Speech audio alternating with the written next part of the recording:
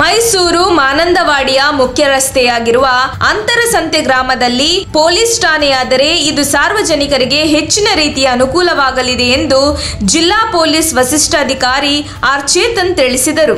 ತಾಲೂಕಿನ ಅಂತರಸಂತೆ ಗ್ರಾಮದ ನೂತನ ಪೊಲೀಸ್ ಠಾಣೆಯ ಕಟ್ಟಡ ಉದ್ಘಾಟಿಸಿ ಮಾತನಾಡಿದ ಅವರು, ಅಂತರಸಂತೆ ಭಾಗದಲ್ಲಿನ ಉಪ ಪೊಲೀಸ್ ಠಾಣೆಯನ್ನು ಬದಲಾಯಿಸಿ ಪೊಲೀಸ್ ಠಾಣೆಯನ್ನಾಗಿ ಮೇಲ್ದರ್ಜೆಗೆ ಏರಿಸಬೇಕು ಎಂಬುದು ಈ ಭಾಗದ ಜನರ ಬಹು ವರ್ಷಗಳ ಬೇಡಿಕೆಯಾಗಿತ್ತು.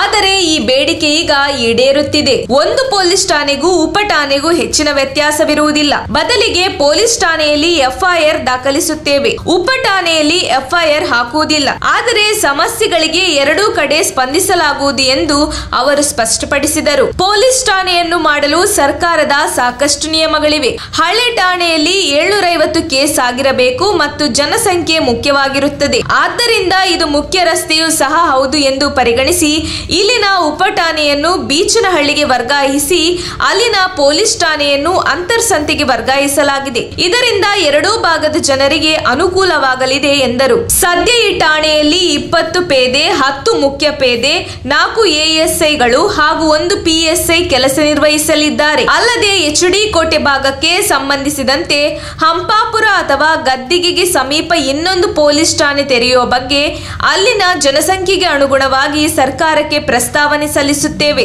ಮುಂದಿನ ದಿನಗಳಲ್ಲಿ ಅದರ ಬಗ್ಗೆ ಚಿಂತನೆ ನಡೆಸಲಾಗುವುದು ಎಂದರು. ಇನ್ನು ವ್ಯಾಪ್ತಿಯಲ್ಲಿ ನಡೆಯುವ ಜಾತ್ರೆಗಳಿಗೆ ಮಾರ್ಗದರ್ಶನಗಳನ್ನು ಬಿಡುಗಡೆ ಮಾಡಲಾಗಿದೆ. ಕೇವಲ ಸಾಂಪ್ರದಾಯಿಕ ಆಚರಣೆಗೆ ಮಾತ್ರ ಅವಕಾಶ ನೀಡಲಾಗಿದೆ. ನಮ್ಮ ಸಿಬ್ಬಂದಿ ಈ ಬಗ್ಗೆ ಕ್ರಮ ವಹಿಸುತ್ತಾರೆ ಎಂದರು. ಕಾರ್ಯಕ್ರಮದಲ್ಲಿ ಡಿವೈಎಸ್ಪಿ ರವಿಪ್ರಸಾದ್, ವೃತ್ತಿ ನಿರೀಕ್ಷಕರಾದ ಬಸವರಾಜ್, ಆನಂದ್, ಪಿಎಸ್ಪಿಗಳಾದ ಜಯಪ್ರಕಾಶ್, ಶ್ರವಣದಾಸ್ ರೆಡ್ಡಿ, ಗ್ರಾಮ ಪಂಚಾಯತ್ ಅಧ್ಯಕ್ಷ ಕಲೀಂ ಪಾಷಾ, ಸದಸ್ಯರಾದ ಸೋಮೇಶ್, ದೊರೆಸ್ವಾಮಿ, ಮಾರುತಿ, ಮುಖಂಡರಾದ ಕುಮಾರ್, ಸುಬ್ರಹ್ಮಣ್ಯ, ಬುದ್ಧ ಪ್ರಕಾಶ್, ನವೀನ್ ರಾಜ್, ಪ್ರದೀಪ್, ಅಫ್ಸರ್ ಖಾನ್ ಹಾಗೂ ಪೊಲೀಸ್ ಇಲಾಖೆಯ ಸಿಬ್ಬಂದಿಗಳು ಮುಂತಾದವರು ಹಾಜರಿದ್ದರು.